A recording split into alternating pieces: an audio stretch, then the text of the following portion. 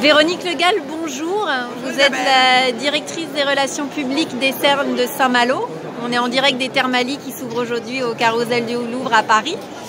Alors vous m'avez parlé d'une nouveauté chez vous, toute fraîche, là, il y a une dizaine de jours, qui vient d'intégrer la cure Mère et Équilibre, qui est l'alimentation intuitive. Tout à fait. C'est une façon de présenter l'alimentation de notre nutritionniste Frédéric de Racarrière. Donc l'idée, c'est dans le séjour équilibre de faire un focus sur un atelier d'alimentation intuitive. Notre diététicien va vous amener à bien prendre conscience de la façon dont vous avez de vous comporter face à l'alimentation. Donc par un questionnaire, il va d'abord identifier dans quel profil vous vous situez.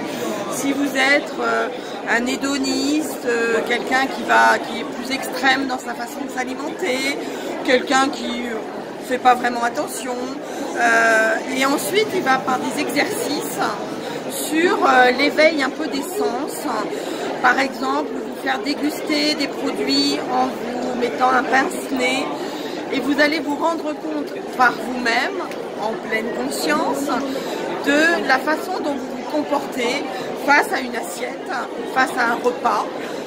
Et tout ça, c'est pour simplement vous remettre par des choses très simples finalement, simplement l'éveil des sens, vous remettre dans un processus de mieux manger, de manger sciemment des choses, de prendre conscience de peut-être les excès que vous pouvez avoir ou la banalisation que vous faites parce que vous mangez devant la télé en engouffrant des choses dans votre bouche.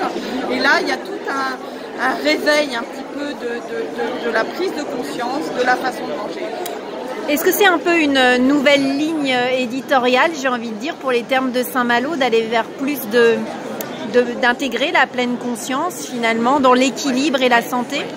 On se rend compte qu'aujourd'hui, dans nos mondes où on est tous un peu agressés de toutes parts par des bonnes et des moins bonnes choses, il est important de se recentrer parfois sur ce qu'on fait, sur ce qu'on vit, sur la façon dont on le fait, la façon dont on le vit.